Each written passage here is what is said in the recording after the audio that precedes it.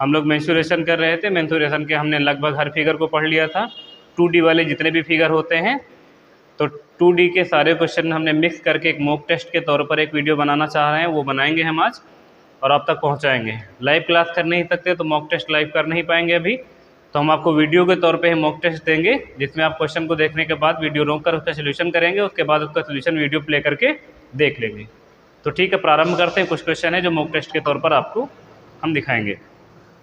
Question पहला है, एक समबाहु त्रिभुज का क्षेत्रफल 4√3 सेंटीमीटर स्क्वायर है, तद अनुसार उस वर्ग के विकर्ण की लंबाई कितने सेंटीमीटर होगी जिसकी भुजा उस समबाहु त्रिभुज के ऊंचाई के बराबर है। दो चीज़ें हैं इसमें, एक वर्ग है और एक समबाहु त्रिभुज है। कह रहे हैं कि वर्ग का विकर्ण आपको बताना है और वर्ग की जो भुजा है वो समबाहु त्रिभुज के ऊंचाई के बराबर है और समबाहु त्रिभुज का क्षेत्रफल आपको बताया गया है। हम लोग समबाहु त्रिभुज के क्षेत्रफल के फार्मूले से वैल्यू बराबर करके पहले समबाहु त्रिभुज की भुजा निकालेंगे, फिर ऊंचाई निकाल लेंगे, और जो समबाहु त्रिभुज की ऊंचाई होगी वही वर्ग की भुजा होगी, और फिर उसके बाद विकर्ण का फार्मूला लगा देंगे a√2 और वर्ग का विकर्ण निकाल देंगे। आपको फार्मूले पता होने चाहिए। इससे पहले वाले जितने वीडियो में हमने जितने भी क्वेश्चन करवाए उनके सभी फार्मूले आप लोग एक बार याद कर लेंगे तो क्वेश्चन लगाने में काफ़ी आसानी हो जाएगी। ठीक है, तो देखिए एक वर्ग है जिसका विकर्ण आपको बताना ही है, और वर्ग का विकर्ण बताना है, तो वर्ग का जो विकर्ण होता है वो होता है a√2। a√2 होने का मतलब आपको वर्ग की भुजा पता चल जाए, यहाँ पर गुणा कर दे √2 से, तो इसका मतलब वर्ग का विकर्ण आपके सामने आ जाएगा। आपको बताया क्या गया, एक समबाहु त्रिभुज का क्षेत्रफल 4√3 सेंटीमीटर स्क्वायर है। तो आप पहले लिखेंगे समबाहु त्रिभुज का क्षेत्रफल का फार्मूला √3/4 इंटू भुजा स्क्वायर बराबर में कितना 4√3। ये √3 से √3 कैंसिल कर देंगे तो a स्क्वायर की वैल्यू कितनी हो जाएगी 16। a स्क्वायर की वैल्यू 16 हो जाएगी तो a की वैल्यू कितनी हो जाएगी 4। अगर a की वैल्यू अगर आपके पास 4 आ गई है तो आप इस समबाहु त्रिभुज की ऊंचाई निकाल देंगे। समबाहु त्रिभुज की ऊंचाई क्या होती है, हाइट होती है √2 इंटू भुजा कितनी है 4, 2 से काट दोगे तो कितना हो जाएगा 2√3। ये जो 2√3 है ये समबाहु त्रिभुज की ऊंचाई है, और बताया गया है कि समबाहु त्रिभुज की जो ऊंचाई है वही जो है वर्ग की भुजा है। तो वर्ग की भुजा आपके सामने क्या आ गई है 2√3। 2√3 इसकी भुजा आ गई। आपको बताना है इसका क्या डायगोनल, तो इसका डायगोनल क्या होता है a√2 वर्ग का विकर्ण का फार्मूला होता है। तो हम लोग वर्ग का विकर्ण निकालेंगे a√2। a की वैल्यू आपके सामने कितना है 2√3, तो यहाँ लिखो 2√3 और गुणा कर देंगे √2 से, गुणा कर दोगे हो जाएगा 6, तो 2 रूट कितना हो जाएगा 6। वर्ग का विकर्ण निकल कर कितना आ जाएगा 2√6। यही आपका आंसर होगा 2√6, यही हमसे पूछा गया था, तो इसका आंसर कितना आ जाएगा 2√6। ठीक है, दूसरा क्वेश्चन देखिए आपके सामने लिखा हुआ है, एक समांतर चतुर्भुज की दो असमान भुजाएं की लंबाइयां 15 सेंटीमीटर और 18 सेंटीमीटर हैं। यदि दो छोटी भुजाओं के बीच की दूरी 12 सेंटीमीटर है तो बड़ी भुजाओं के बीच की दूरी कितनी है। देखो समांतर चतुर्भुज के पहले तो फार्मूला आपको पता होना चाहिए।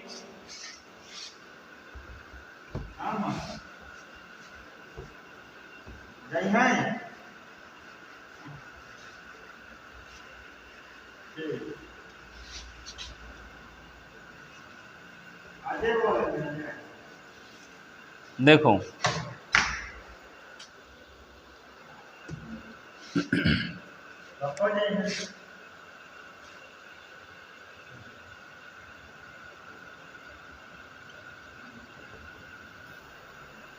तो देखेंगे आगे समांतर चतुर्भुज का जो क्षेत्रफल होता है, पहले उसका फिगर देख लो। समांतर चतुर्भुज का फिगर कैसा होता है, ये होता है समांतर चतुर्भुज का फिगर। इसका जो क्षेत्रफल होता है, एरिया जो होता है, ये होता है बेस इंटू हाइट।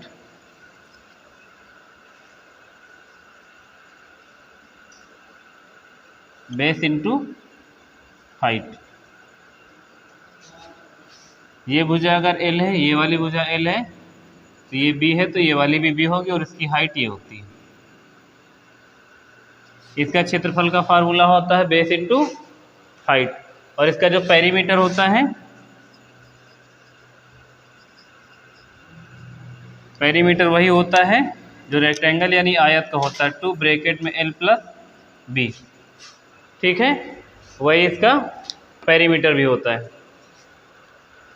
तो देखिए इस वाले क्वेश्चन में अगर आपको बेस इंटू हाइट वाला ये फार्मूला दिख रहा जो समांतर चतुर्भुज का है, अगर आपको ये वाला आधार पता है, मान लो ये वाला आधार,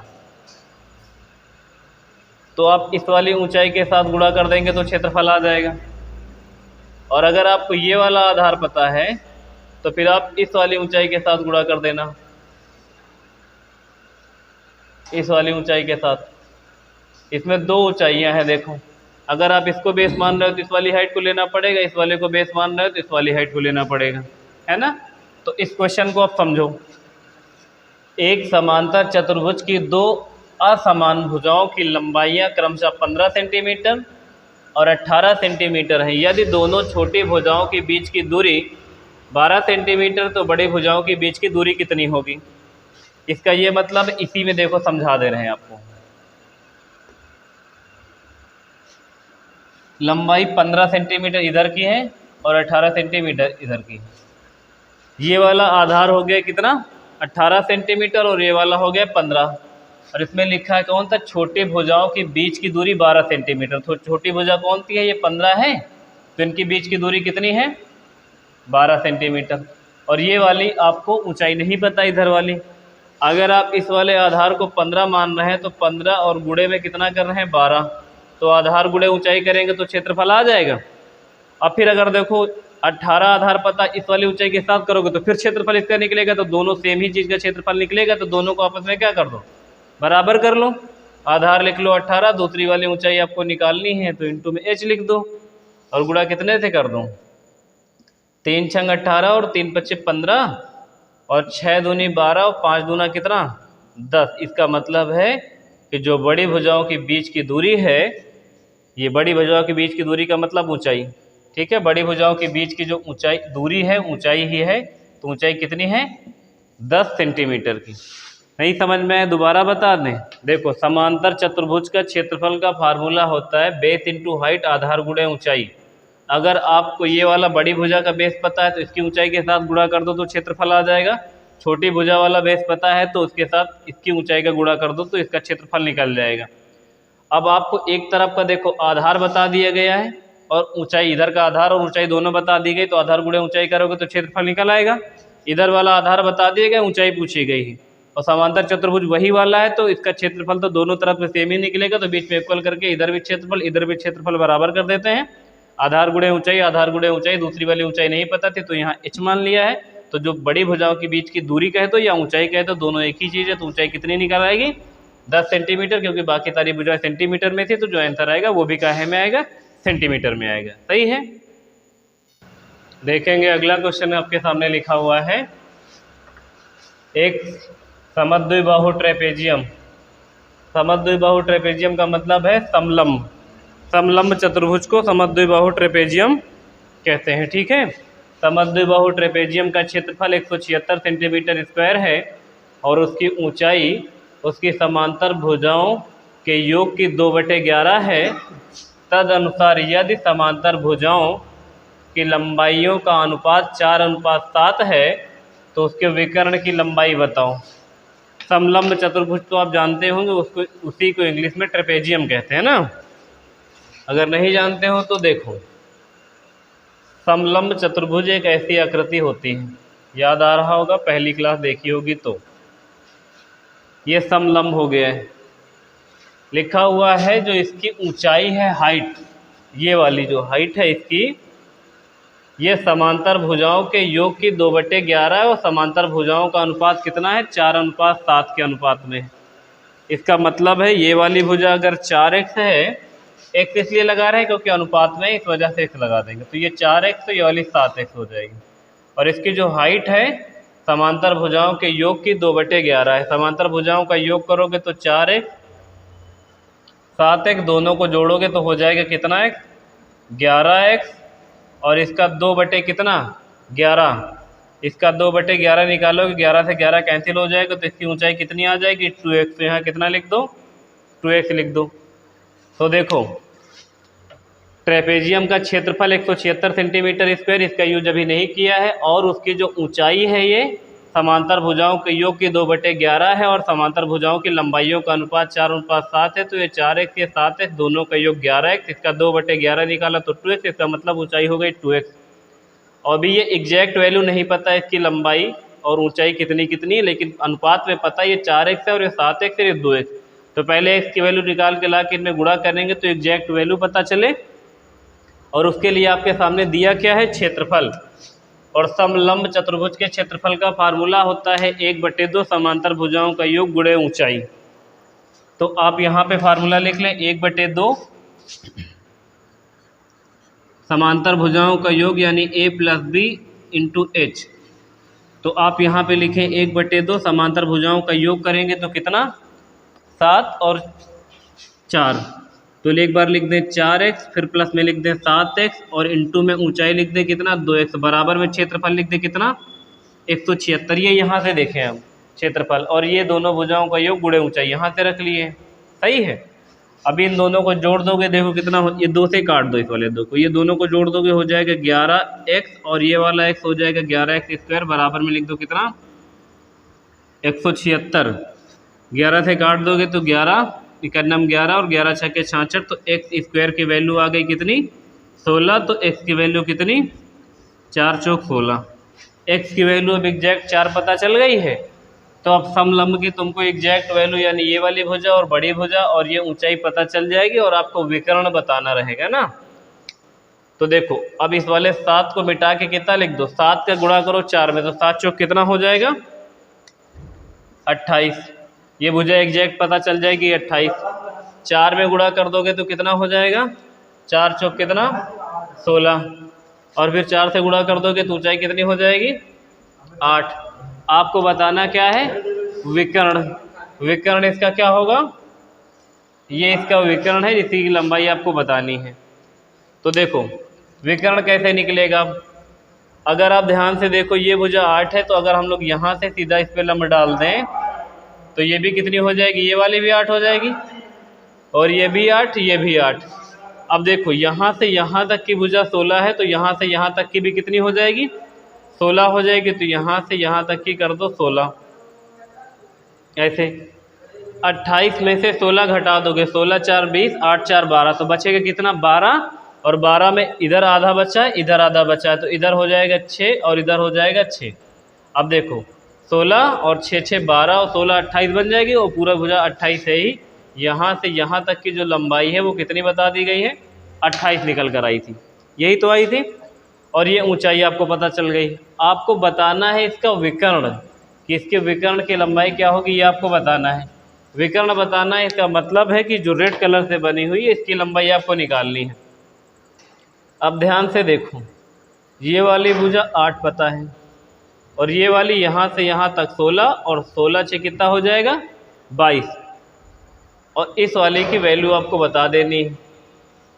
अब ये देखो समकोण की तरह आपको दिखने लगा ये त्रिभुज, आधार आपको पता चल गया, यहाँ से यहाँ तक 16, 6 मिला के पूरा आधार हो जाएगा 22 और इसकी जो लंब हो जाएगी, ऊंचाई हो जाएगी वो 8। तो इस कर्ण की वैल्यू बता दो, तो यहाँ पे लिख दो कर्ण का जो स्क्वायर होता है वो आधार के स्क्वायर और लंब के स्क्वायर के योग के बराबर होता है। तो कर्ण की वैल्यू हमको निकालनी ही है, तो हम लोग क्या करें, आधार कितना 22, 22 का वर्ग लिख दें 22 × 484 और 8 का वर्ग कितना लिख दें 64। जोड़ दें कितना, 4 × 4 हो जाएगा 8 और 6 × 4 = 10, 4 × 14 की 4, 4 × 1 कितना 5।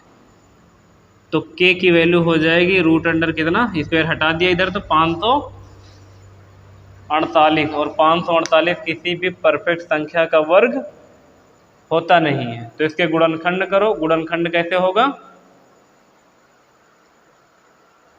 4 से काट लो, क्योंकि इकाई के अंक में 4 और 8 है, तो किसी भी संख्या की इकाई के 2 अंक अगर 4 से कट रहे हैं तो वो संख्या 4 से पूर्णतया डिविजिबल होती है ना। तो इसको क्या लिख दो, 4 और गुणे में 4 × 4 और 4 × 3 = 12, 4 × 3 = 12, 13, 14 और 4 × 7 = 28। 4 × 137 की वैल्यू लिख दो। 4 को रूट से बाहर निकालोगे 2, रूट के अंदर रह जाएगा 137 और 137 अब टूटेगा नहीं, तो कर्ण की वैल्यू कितनी आ जाएगी, 2√137 और हमसे यही पूछा गया था कि समलंब का क्या है, विकर्ण आपको बताना था। सही है, देख लीजिए इसको ज़रा। चलिए देखेंगे, अगला क्वेश्चन लिखा है आपके सामने। एक वृत्ताकार पार्क की त्रिज्या 7 मीटर है। एक 7 मीटर चौड़ा रास्ता पार्क के चारों तरफ बनाया गया है, तो रास्ते का क्षेत्रफल क्या होगा।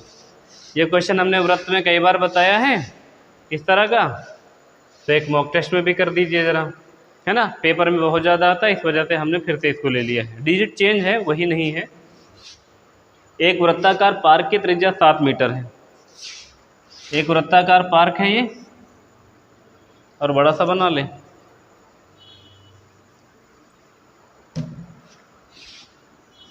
एक वृत्ताकार पार्क जिसकी त्रिज्या कितनी है, 7 मीटर, और इसके बाहर एक रास्ता बना है जिसकी चौड़ाई पता है कितनी, 7। देखो ये 7 मीटर है, इसको स्मॉल आर मान लो, इसको कैपिटल आर मान लो। तो यहाँ से यहाँ तक 7 ही, और 7 मीटर चौड़ा रास्ता बन गया है, तो टोटल कितना हो जाएगा, ये 14 मीटर हो जाएगा। ये बात समझ में आई ना। देखो कैसे, ये एक वृत्ताकार पार्क है जिसकी त्रिज्या 7 मीटर है, इसके चारों तरफ से एक पार्क में रास्ता बना हुआ जिसकी चौड़ाई 7 मीटर, तो 7 त्रिज्या 7 मीटर चौड़ा रास्ता हो गया। तो जो बड़ी वाली त्रिज्या हो गई, अंदर वाले केंद्र से बाहर वाली परिधि तक जिसने टच किया है, वो कितनी हो गई है, 14 मीटर हो गई। इसका मतलब जो बड़ी वाली त्रिज्या है वो 14 मीटर है, जो छोटी वाली त्रिज्या है वो कितनी है, 7 मीटर है। आपको इसके बीच में घिरे हुए क्षेत्र का क्षेत्रफल बताना है, इस वाले का। इस वाले का आपको क्या बताना है, क्षेत्रफल बताना है। तो आप इसमें क्या करेंगे, वृत्त का क्षेत्रफल निकालना पड़ेगा, और वृत्त का क्षेत्रफल क्या करें, बड़े वाले वृत्त का क्षेत्रफल निकाल के उससे छोटे वाले वृत्त का क्षेत्रफल को घटा लें, तो हमारे सामने क्या आ जाएगा, जो रास्ता बना हुआ है बीच में उसका क्षेत्रफल निकल आएगा। तो बड़े वाले का पहले क्षेत्रफल निकालो, फिर छोटे वाले का निकालो, और दोनों को आपस में घटा लो, तो बीच में बने हुए रास्ते का क्षेत्रफल निकल आएगा। इसके लिए क्या करना पड़ेगा, आपको वृत्त के क्षेत्रफल का फार्मूला पता होना चाहिए। वृत्त का क्षेत्रफल का फार्मूला क्या होता है, पाई आर स्क्वायर। 2 बार इसलिए लिख रहे हैं क्योंकि पहले बड़े वाले का निकालेंगे तो हम कैपिटल आर लिख लिए हैं, फिर छोटे वाले का निकालेंगे तो स्मॉल आर लिख दिए। इन दोनों जगह में से पाई को कर लो कॉमन। पाई को कॉमन करोगे तो अंदर बचेगा क्या, कैपिटल आर का स्क्वायर माइनस स्मॉल आर का स्क्वायर।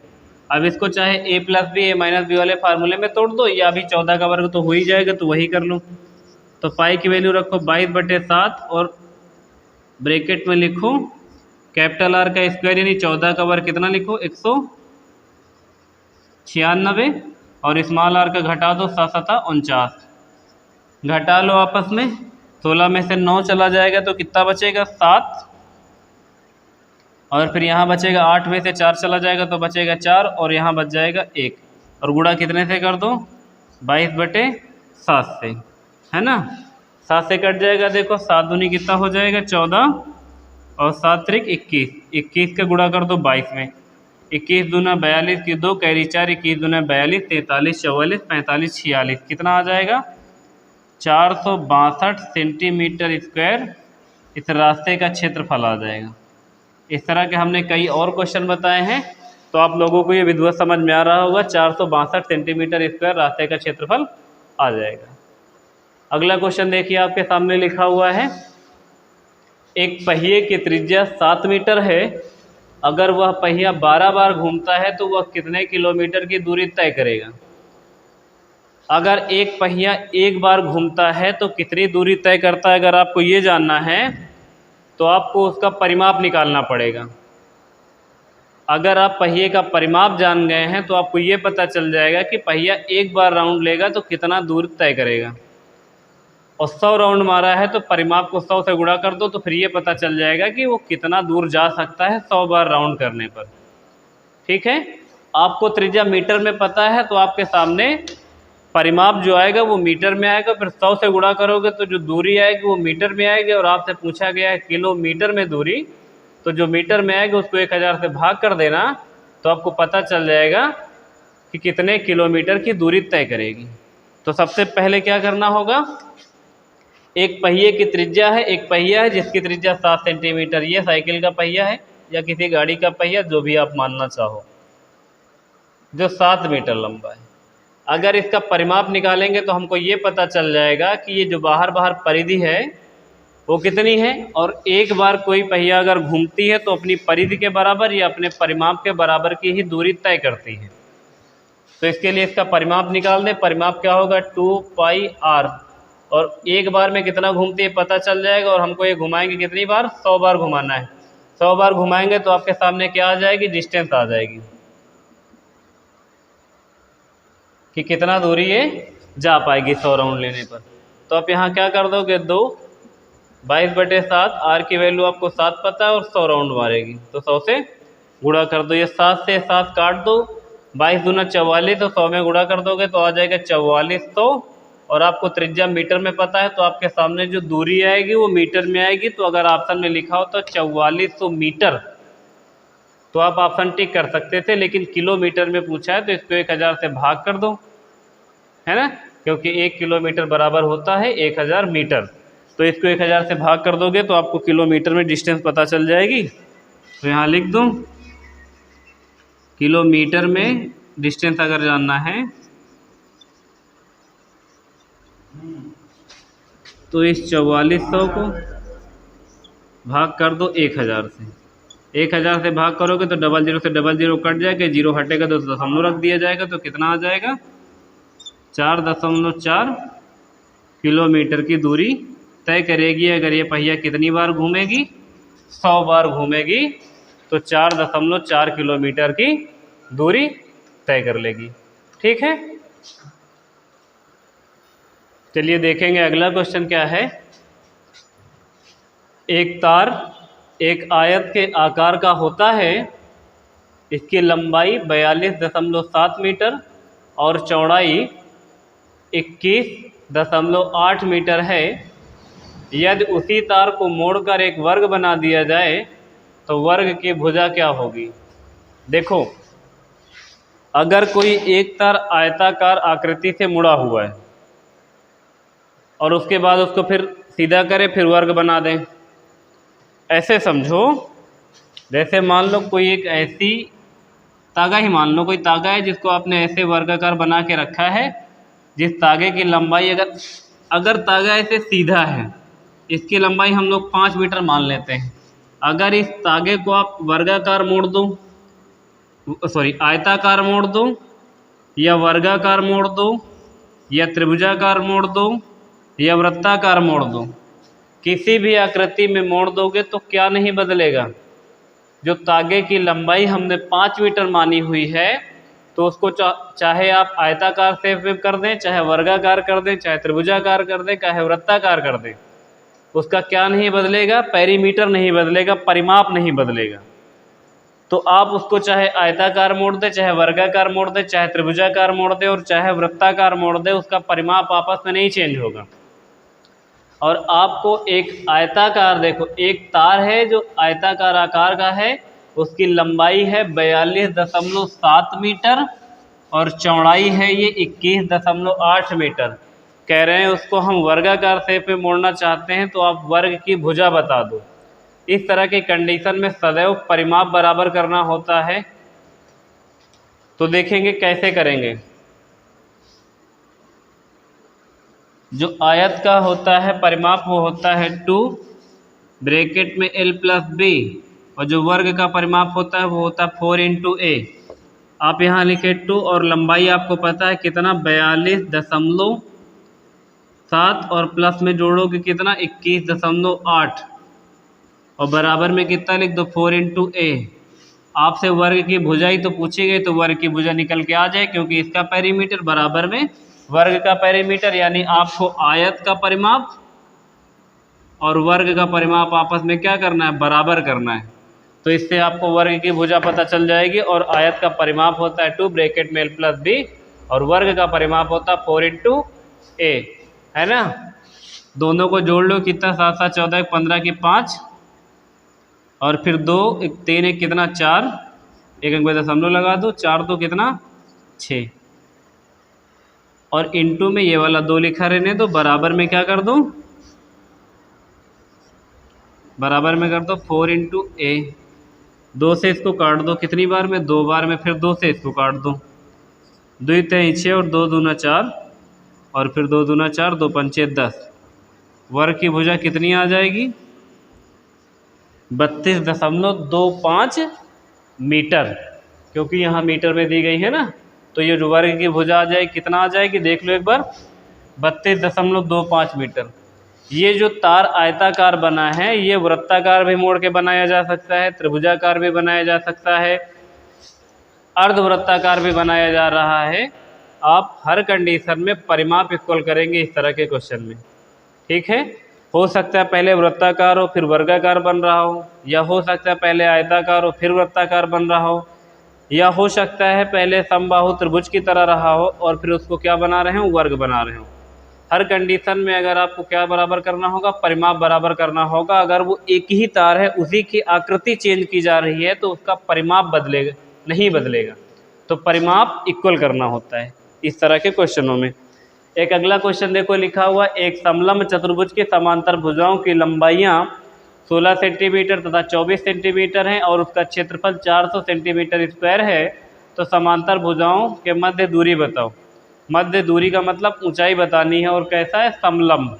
बिल्कुल आसान सा क्वेश्चन है। देखो ये समलंब चतुर्भुज हो गया है, इसकी भुजाएं आपको कितनी कितनी पता है, 16 और 24, तो छोटी वाली 16 और बड़ी वाली 24 है, और उनके बीच की आपको दूरी यानी हाइट बतानी है, और क्षेत्रफल कितना पता है, 400 सेंटीमीटर स्क्वायर।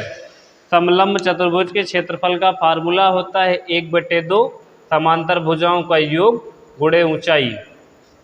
तो आप यहाँ पे रख देंगे 1/2 समांतर भुजाओं का योग यानी a + b और इंटू में h कर दोगे और बराबर में क्षेत्रफल आ जाएगा। तो यहाँ 1/2 लिख लो, समांतर भुजाओं का योग यानी 16 और 24, ऊंचाई आपको पता ही नहीं है, बराबर में क्षेत्रफल पता है, तो बराबर में 400 सेंटीमीटर स्क्वायर क्षेत्रफल का रख दो। दोनों को जोड़ दो, कितना हो जाएगा, 16 × 4 = 20 और 30 × 20 कितना, 50, 20 30 40 हो जाएगा। 16 4 होता है 20, 20 20 40, तो 40 इधर 1/2 ये है ही, इंटू में ऊंचाई बराबर में 400 क्षेत्रफल। 40 से काट दोगे यहाँ हो जाएगा 10, और 2 का उधर गुणा करा दोगे तो जो हाइट आ जाएगी वो कितना आ जाएगी, 20 सेंटीमीटर, क्योंकि 10 का गुणा करा दोगे ना, तो 20 सेंटीमीटर। हमसे दोनों भुजाओं के बीच की दूरी पूछी गई थी, दोनों भुजाओं के बीच की दूरी का मतलब ऊंचाई बतानी थी, तो ऊंचाई कितनी आ जाएगी, 20 सेंटीमीटर। सही है। चलिए देखेंगे अगला क्वेश्चन। समचतुर्भुज के विकर्णों का जो मान है वो 16 सेंटीमीटर तथा 12 सेंटीमीटर है, तो समचतुर्भुज का क्षेत्रफल और परिमाप ज्ञात करें। दोनों चीज बतानी है आपको। किसकी, समचतुर्भुज का। समचतुर्भुज का एक भी क्वेश्चन नहीं हुआ था तो हमने एक समचतुर्भुज का लिख दिया है। समचतुर्भुज का क्षेत्रफल और परिमाप का फार्मूला आपको पता होना चाहिए। समचतुर्भुज आकृति वही है जिसके विकर्ण 2 बराबर भागों में कटते हैं। ये वाला विकर्ण 2 बराबर भागों में कटेगा, ये वाला दोनों विकर्ण बराबर भागों में कटेगा, और अंदर कितने अंश का कोण बनेगा, विकर्णों के जो कटान बिंदु वहाँ पर कितने अंश का कोण, 90 अंश का कोण बनेगा। देखो आपको बताया गया है विकर्णों का मान 16 है। अगर एक विकर्ण पूरा 16 है तो आधा कितना हो जाएगा, 8, और आधा कितना हो जाएगा, 8। दूसरा वाला 12 है तो आधा कितना हो जाएगा, 6, और आधा कितना हो जाएगा, 6। हमने समचतुर्भुज जब आपको पढ़ाया था उस समय इस बारे में डिटेल से बताई थी आपने, शुरुआत में इतना तो समझ ही लिया होगा अगर रेगुलर क्लासें देख रहे हैं तो। अगर नहीं देखे हैं तो पिछली क्लास देख कर आएंगे तो ज़्यादा बेहतर में समझ में आएगा। तो देखिए, अगर ये एक विकर्ण 16 था तो 8 8 कर दिया 2 टुकड़ों में, और एक 12 था तो 6 6 2 टुकड़ों में कर दिया। अंदर यहाँ पर 90 अंश का कोण है, तो आप ये वाली भुजा जान जाए तो आपको अगर भुजा पता चल जाएगी तो हम लोग क्या कर देंगे, क्षेत्रफल के साथ साथ परिमाप निकाल देंगे। क्षेत्रफल निकालने के लिए दोनों विकर्ण पर्याप्त थे। हम ऐसा इसलिए कर रहे हैं, भुजा निकाल इसलिए रहे क्योंकि लास्ट में हमको पेरीमीटर भी बताना, तो पेरीमीटर का जो फार्मूला होता है वो होता है 4 × a, और हमको a की वैल्यू जानना जरूरी है, तभी हम पेरीमीटर निकाल सकते हैं। एरिया निकालने के लिए तो फार्मूला होता है 1/2 d1 × d2, या कह दो विकर्णों का गुणनफल, है ना। तो देखो अब अगर एक भुजा 6 है, एक 8 है, तो अगली होगी कितनी? 10। अब तुम सोच रहे हो इनको कैसे पता कि 10 होगी? 6 8 10, 3 4 5, 5 12 13, इस तरह करके हमने ट्रिपलेट कुछ याद करवाई थी शुरुआत में समकोण त्रिभुज में। वही यहाँ पर काम आ रही है। जिसको नहीं समझ में आ रहा है वो ऐसे भी कर सकता है कि जो कर्ण का स्क्वायर होता है वो आधार का स्क्वायर और लंब के स्क्वायर के बराबर होता है। अगर ये 10 नहीं देखोगे तो देखो कर्ण ये है ही, एक आधार एक लंब है, क्योंकि 90 डिग्री कोण इधर बना तो 90 डिग्री के सामने वाली भुजा कर्ण होती है, तो ये कर्ण है। तो कर्ण का स्क्वायर बराबर आधार का स्क्वायर यानी 6 छंग 36 और 8 अट्ठाईस 64, 36 64 100। तो के स्क्वायर की वैल्यू अगर 100 तो के की वैल्यू 10, तो ये वाली भुजा कितनी आ जाएगी? 10। 10 भुजा आ जाएगी। पहले हमने इसका पूछा था क्या? एरिया। एरिया पूछा था तो पहले एरिया निकालो। एरिया होता 1/2 d1 इंटू d2 यानी 1/2 विकर्णों का गुणनफल। तो 1/2, एक विकर्ण 12 था और एक विकर्ण 16 था, तो हमने 1/2 d1 इंटू d2 कर दिया। 2 से काट लोगे, 2 छंग 12 तो 16 छके 96 सेंटीमीटर स्क्वायर। तो एक आंसर तो ये आ गया जो कि हमसे एरिया पूछा गया था। फिर इसके बाद पेरीमीटर बताना है।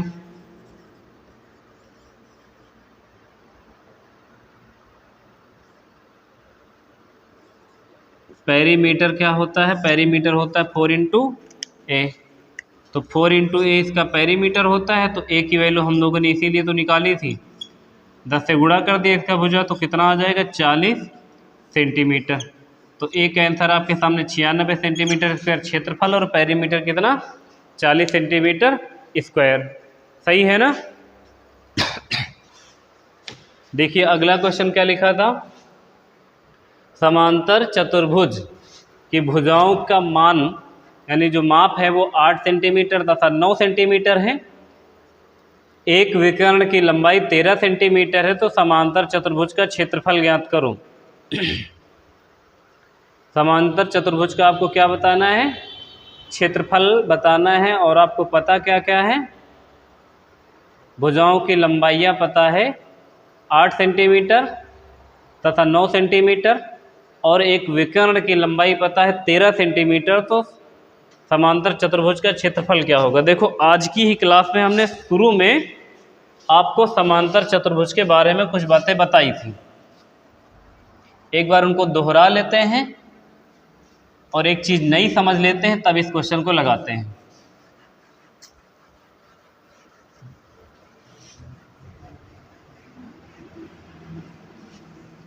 देखो समांतर चतुर्भुज का जो अभी हमने आपको फार्मूला बताया था वो क्या बताया था?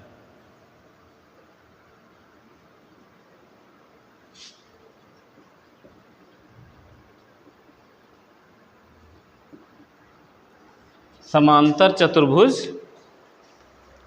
की आकृति कुछ ऐसे होती है।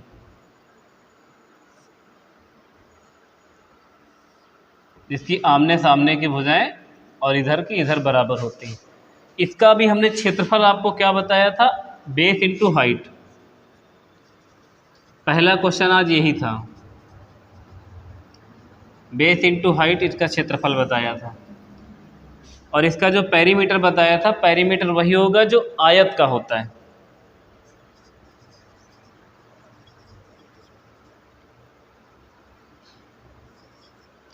जो पेरीमीटर बताया था यही बताया था 2 ब्रैकेट में l प्लस बी, इसको l मान लो और इसको b मान लो, है ना। और इसकी हाइट ये होती है, ये जो बेस इंटू हाइट लिखा, बेस पता है आपको तो इस हाइट के साथ गुणा, इस वाला ये वाला बेस पता है तो इस वाली हाइट के साथ गुणा करने के लिए बताए थे। लेकिन इसका जो क्षेत्रफल का फार्मूला है एक और हो सकता था। वो क्या हो सकता था? वही जानोगे तो वो वाला क्वेश्चन लगेगा। देखो इसका जो विकर्ण होता है, अगर आप ये विकर्ण खींचोगे तो ये इस फिगर को 2 बराबर भागों में डिवाइड कर देता है। ये दोनों आपस में क्या है? बराबर बराबर है। अगर आप इसका नाम ए दे दो और इसका नाम बी दे दो, इसका मत दो नाम बी, इसको बी दे दो, फिर इसको सी दे दो, इसको डी दे दो, तो आप दूसरा एरिया का फार्मूला लिख सकते हैं कि त्रिभुज ए सी डी का जो क्षेत्रफल होगा उस क्षेत्रफल को अगर 2 से गुणा कर दोगे तब भी इसका एरिया निकल आएगा। क्योंकि दो बराबर भागों में, देखो ये B से विकर्ण खींचा है तो ये दो बराबर भागों में बट गया है। अगर आपको एक भाग का क्षेत्रफल पता चल जाए, जैसे 16 सेंटीमीटर है तो 16 का डबल कर दो तो पूरे का 32 हो जाएगा। उसमें तुमको दो भुजाएं पता है, एक 8 और एक 6, और विकर्ण पता है, तो आप बेस इंटू हाइट कर ही नहीं सकते हैं। तो उस कंडीशन में आप क्या करेंगे कि त्रिभुज ACD, जैसे त्रिभुज ACD का क्षेत्रफल निकाल के उसको 2 से गुणा कर दे तो पूरे समांतर चतुर्भुज का क्षेत्रफल निकल आएगा। और उस क्वेश्चन में हमको वही करना था। देखो इसमें कैसे करेंगे, समांतर चतुर्भुज पहले बनाएंगे और इसकी देखो भुजाएं कितनी कितनी 8 और 9 है। एक 9 सेंटीमीटर है और एक 8 सेंटीमीटर है। इनका जो विकर्ण है, ये विकर्ण कितना है 13 सेंटीमीटर। विकर्ण हो गया 13 सेंटीमीटर। आप इस पे नाम दे दो A, B, C और D। आप क्या कर रहे हैं, अब त्रिभुज ACD का क्षेत्रफल निकालें और उसको 2 से गुणा कर दें तो समांतर चतुर्भुज का क्षेत्रफल निकल के आ जाएगा। आप त्रिभुज ACD का क्षेत्रफल कैसे निकालेंगे, त्रिभुज कैसा है, विषम बाहु है, क्योंकि ना तो ये समद्विबाहु है ना तो समकोण है, क्योंकि सीधा रेखा होती तो ये समकोण होती, ऐसा है नहीं, तो ये समकोण भी नहीं है और समद्विबाहु भी नहीं है और समबाहु ही नहीं है। तो कैसा है ये, विषम बाहु त्रिभुज है। ये विषम बाहु त्रिभुज है। तो विषम बाहु त्रिभुज के क्षेत्रफल का फार्मूला याद करो, क्या बताया था, √S minus A S minus B S minus C, जहाँ S perimeter A plus B plus C divide by 2 था, यानी तीनों भुजाओं का योग बटे 2। तो आप इस फार्मूले से पहले त्रिभुज का क्षेत्रफल का फार्मूला निकालें। उसके लिए त्रिभुज का फार्मूला आपको पता होना चाहिए, S minus A S minus B और S माइनस C। ये हो गया त्रिभुज का क्षेत्रफल का फार्मूला। जहाँ S की वैल्यू होगी वो अर्ध परिमाप होगी, यानी 13 प्लस में 8 प्लस में 9 और जोड़कर कितने से भाग करना है, 2 से। कितना हो जाएगा, 8 8 16, 17 18 19, 19 1 20 और 30, 30 का आधा कितना, 15। तो आपके सामने जो S की वैल्यू आएगी वो कितना आ जाएगी, 15। तो यहाँ लिखेंगे आप सबसे पहले क्या, 15। फिर इंटू करेंगे S माइनस A, तो S 15 से घटा लेंगे 9 तो कितना बचेगा, 6। फिर 15 से घटा लोगे 13, कितना बचेगा, 2। और फिर 15 से घटा लोगे कितना बचेगा, 7। 8 9 10 5 2 7, सही है। इसको रूट से बाहर करोगे, ऐसा करो, इसको पहले तोड़ लो। 15 को क्या लिख दें, 15 ही आएगा ना इसकी वैल्यू। इसको लिख देते हैं 5 नहीं 15 भी नहीं जाएगा, कितने का पेयर बनाते हैं इसको,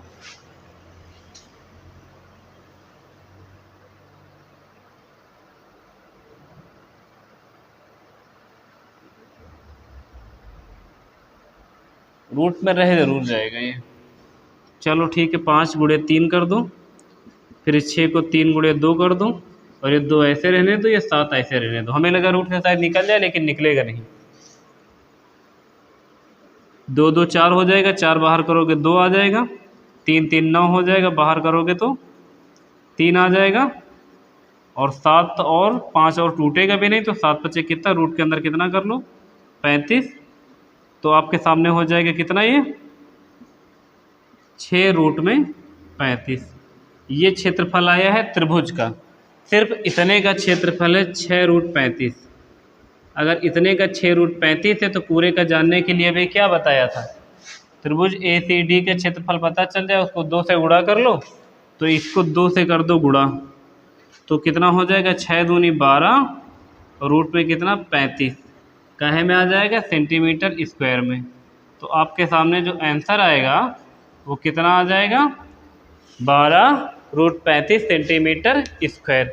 अगर इस तरह का क्वेश्चन आएगा तो आपको आधार गुणे ऊंचाई के अलावा ये फार्मूला भी पता होना चाहिए कि त्रिभुज ACD का क्षेत्रफल निकाल कर अगर हम डबल कर देंगे तभी समांतर चतुर्भुज का क्षेत्रफल निकल सकता है। सही है। देखेंगे अगला क्वेश्चन क्या है। 40 मीटर लंबे और 28 मीटर चौड़े आयताकार पार्क में अधिकतम क्षेत्र का वृत्ताकार चबूतरा बना है, चबूतरे को छोड़कर पार्क का क्षेत्रफल कितना होगा। इसका ये मतलब है कि एक आयताकार पार्क है आपके सामने, ये जिसकी लंबाई और चौड़ाई कितनी है, लंबाई है 40 मीटर और चौड़ाई है 28 मीटर, ये 28 मीटर है। इसमें एक अधिकतम आकार का वृत्त कितना बड़ा बना सकते हैं, इतने बड़ा ही तो बना सकते हैं, इससे ज़्यादा बड़ा तो बना नहीं सकते। तो एक ये वृत्ताकार चबूतरा बना दिया गया। कह रहे हैं इसको छोड़ने के बाद जो भी क्षेत्रफल बचेगा, इस चबूतरे को छोड़ने के बाद यही वाला तो क्षेत्रफल बचेगा, ये वाला।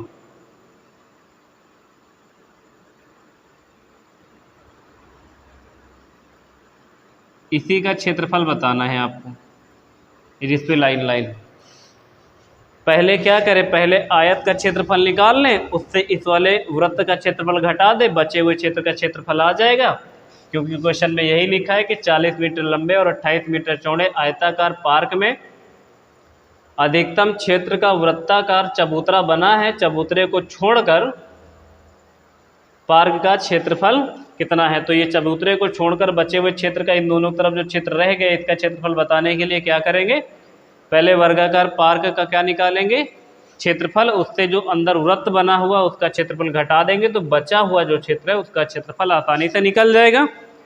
तो इसके लिए आपको आयत का क्षेत्रफल का फार्मूला पता होना चाहिए, L इंटू बी, और इससे घटाना क्या है, पाई आर स्क्वायर, क्योंकि जो वृत्त का क्षेत्रफल का फार्मूला होता है वो होता है पाई आर स्क्वायर। तो आप पहले यहाँ L इंटू बी कर दें तो निकल जाए किसका, 40 और गुणे में 28, और इससे माइनस कर लें 22/7, और r की वैल्यू कितनी, अच्छा r की वैल्यू कैसे डिसाइड होगी, अगर यहाँ से यहाँ तक टोटल 28 है तो यहाँ से यहाँ तक भी 28 होगा, और केंद्र यहाँ पर मान लो, तो जो r की वैल्यू हो जाएगी क्या हो जाएगी, यहाँ से 28 यानी व्यास 28 हो गया, तो 28 को 2 से भाग कर दोगे तो त्रिज्या कितनी आ जाएगी, 14। तो r की वैल्यू 14 यहाँ लिख दो, 14 2 बार है तो 14 गुणे 14 लिख दो, 14 का चाहे स्क्वायर कर लो चाहे 2 बार गुणे में लिख लो, बात वही है। 7 से काटोगे 7 दूनी कितना हो जाएगा 14, और 22 दूना कितना हो जाएगा 44, और गुणे में कर लो 14, 14 चौको 56 की 6 कैरी 5, 14 चौको 56 और 56 4 60 और 1 61, 616 सेंटीमीटर स्क्वायर वृत्त का क्षेत्रफल आ जाएगा। और सामने वर्ग वाला गुणा कर दो 0, 8 चौक 32 की 2 कैरी 3, 4 दूना 8 2 10, कितना आ जाएगा 1020 आ जाएगा, 0 8 चौक 32 3 और कितना 4 दूना 8 9 10 11 होगा। यहाँ पर घटा लो दोनों को, देखो 10 में से 6 जाएगा तो कितना बचेगा, 4 बचेगा, 1 से 1 चला जाएगा 0 बचेगा, 11 में से 6 चला जाएगा बचेगा 5, तो 504 है ना, 504, और काहे में थी भुजा, मीटर में, तो मीटर स्क्वायर, ये जो बचा हुआ क्षेत्र है उसका क्षेत्रफल कितना आ जाएगा, 504 मीटर स्क्वायर बचे हुए क्षेत्र का क्षेत्रफल निकल आएगा। सही है। अगला देखेंगे, 56 सेंटीमीटर त्रिज्या वाले वृत्ताकार तार को एक वर्गाकार बनाया जाता है, तो वर्ग की भुजा बताओ। अभी बताया था तार वाला क्वेश्चन, परिमाप बराबर करेंगे, पहले वृत्ताकार है तो इसका परिमाप निकालोगे तो क्या आएगा 2 पाई आर, और बराबर किससे करना है, वर्गाकार का, तो वर्ग की परिमाप क्या होता है 4 इंटू ए, और आपको पता है त्रिज्या, तो यहाँ लिख लो, देखो 2 गुणे में 22/7, और यहाँ पे लिख लो त्रिज्या कितना 56, और बराबर में क्या लिख लो 4 गुणे ए। देखो 56 जो है एक वृत्त है, इसकी त्रिज्या है ये इसकी त्रिज्या है कितने 56 सेंटीमीटर, सही है, और ये बराबर है एक वर्ग के परिमाप के, तो वर्ग का परिमाप बराबर कर लो, और वर्ग की भुजा बतानी है तो हमने 4 इंटू ए परिमाप इधर वर्ग का लिख दिया, इधर लिख दिया वृत्त का, और आपको वृत्त की त्रिज्या पता है तो त्रिज्या रख दिया 56। 7 से काट दें, 7 8 56 हो जाएगा ना, 4 से काट दो कि कितना 4 दूना 8, 22 दूना 44 दूना 88, तो वर्ग की भुजा कितनी आ जाएगी 88 सेंटीमीटर ना, क्योंकि सेंटीमीटर है तो सेंटीमीटर जरूर लिख लो, तो वर्ग की भुजा आ जाएगी आपके सामने 88 सेंटीमीटर। समझ गए होंगे। देखेंगे अगला क्वेश्चन आपके सामने है, एक वर्गाकार क्षेत्र और एक वृत्ताकार क्षेत्र के परिमाप एक समान है। यदि वर्गाकार क्षेत्र का क्षेत्रफल 121 सेंटीमीटर स्क्वायर है तो वृत्त की त्रिज्या क्या है। देखिए समान क्या है, एक वर्गाकार और एक वृत्ताकार के क्षेत्र के जो परिमाप है वो एक समान है। दोनों के परिमाप एक समान करने हैं और आपको दिया क्या गया, वर्गाकार क्षेत्र का क्षेत्रफल। वर्गाकार क्षेत्र का क्षेत्रफल है तो वर्ग का जो क्षेत्रफल होता है वो क्या होता है, भुजा स्क्वायर। भुजा स्क्वायर की वैल्यू कितनी दी हुई है, 121। 121 दी हुई है तो आप उसकी वैल्यू निकाल देंगे तो कितना आ जाएगी, ए की वैल्यू आ जाएगी 11। इसका मतलब ये हुआ है कि जो वर्गाकार खेत है उसकी प्रत्येक भुजा कितनी है, 11 सेंटीमीटर की लंबी है। और बताया गया है कि वर्गाकार जो क्षेत्र है और एक वृत्ताकार के क्षेत्र में आपस में परिमाप बराबर है। परिमाप बराबर करने का मतलब है कि वर्ग का परिमाप क्या होता है, 4 × a, और वृत्ताकार का जो परिमाप होता है वो क्या होता है, 2πr। यहाँ पे आपके सामने देखो क्या लिख दो, 4 × a की वैल्यू पता है तो a की वैल्यू कितनी लिख दो, 11। ये आ जाएगा वर्ग का परिमाप। और कह रहे हैं कि जो वर्ग का परिमाप होगा वही वृत्त का परिमाप होगा, तो सामने वृत्त का परिमाप कर दिए हैं। और त्रिज्या बतानी है तो त्रिज्या की जगह r लिखा रहने दें, लिख देंगे 2, पाई की वैल्यू रख देंगे 22/7 और लिख देंगे r। आप ध्यान से देखो 11 चौको ये 44 हो जाएगा, ये 22 दूना 44 हो जाएगा, तो ये कट जाएगा आपस में। 11 चौको 44, 22 दूना 44, तो 44 से 44 कैंसिल, ये 7 इधर आके गुणा कर देगा तो जो r की वैल्यू आ जाएगी कितनी आ जाएगी, 7 काहे में आएगी, मीटर में, क्योंकि क्षेत्रफल मीटर स्क्वायर में था।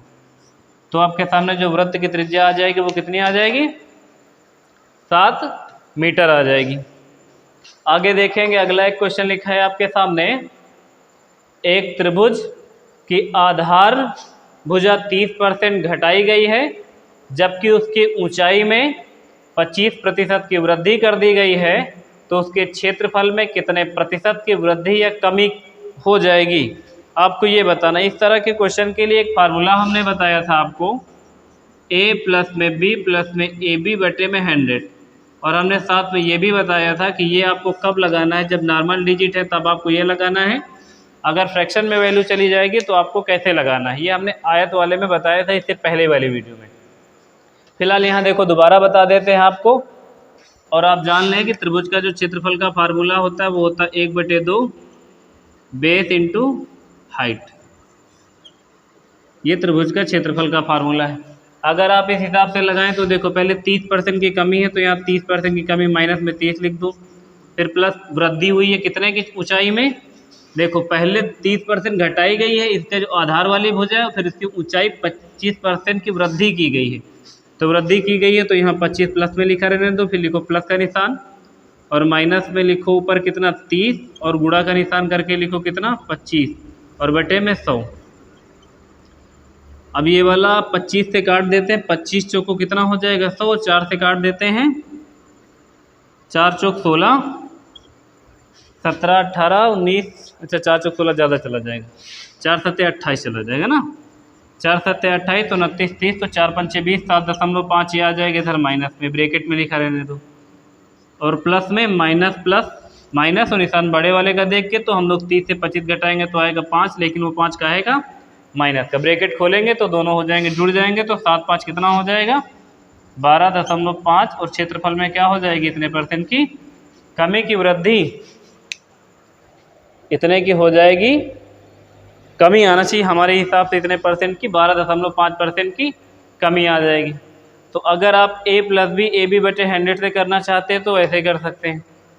अगर आप ab और ab/100 से नहीं करना चाहते, आप ये सोच लें कि अगर मान लो आधार की भुजा 30% की बजाय फ्रैक्शन में वैल्यू बढ़ा दें और उसकी जो ऊंचाई है वो भी फ्रैक्शन में बढ़ा या घटा दें, तो जब भी एग्जैक्ट वैल्यू जैसे आ गई है 10%, 12%, 20%, 14%, 5%, 8% है ना, 13%, 25%, तो इस तरह की वैल्यू को आप a + b ab/100 से ही लगाएं, आसान रहता है। लेकिन अगर फ्रैक्शन की वैल्यू आ जाए 11 से 1/9, 16 सही 2/3, 6 सही 1/3 और 33 सही 1/3 या 11 सही 1/9, इस तरह की वैल्यू 12 से 1/2, इस तरह की वैल्यू अगर आपके सामने आ जाए तो आप कैसे करेंगे, वो वाला देखते हैं हम लोग। अगर उससे करना चाहें तो कैसे करेंगे।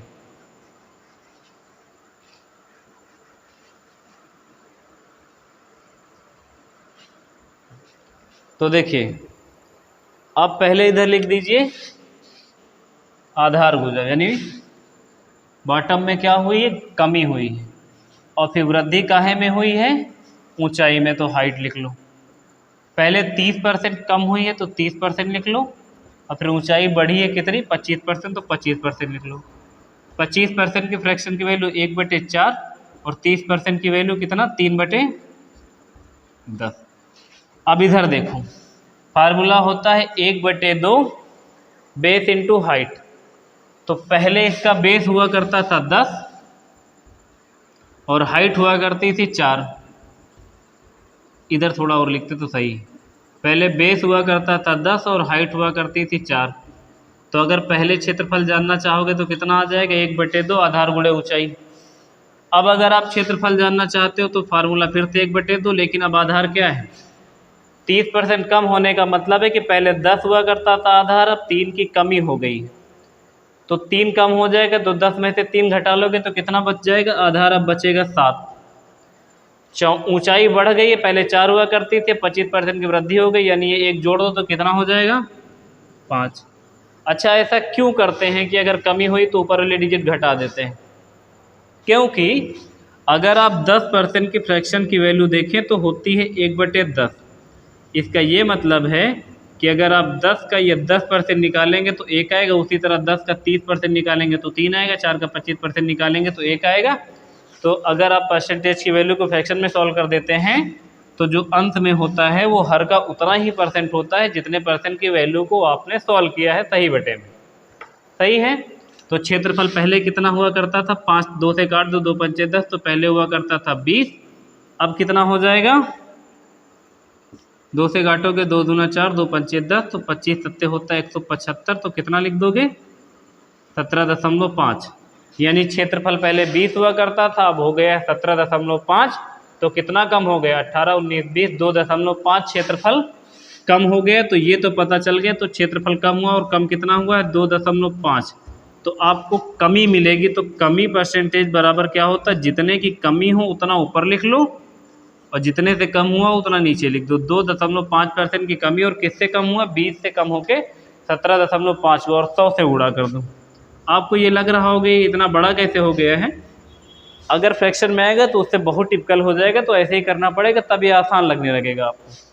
दशमलव यहाँ से हटाओ, नीचे कर दो 00, 00 से 00 कर दो, 25 का आधा 12.5 होता है, तो 12.5% की क्या आ जाएगी, कमी आ जाएगी। आप दोनों आंसर मैच कर लो, देखो इधर भी आया था 12.5 और इधर भी कितना आया, 12.5। तो देखिए, हम लोगों ने मेंसुरेशन के कुछ इंपॉर्टेंट क्वेश्चन, हर फिगर के 4-4 या 10-10 क्वेश्चन जो हम करवा सकते थे हमने वो करवा दिए हैं। अब पूरी बुक तो नहीं सॉल्व करवा सकते,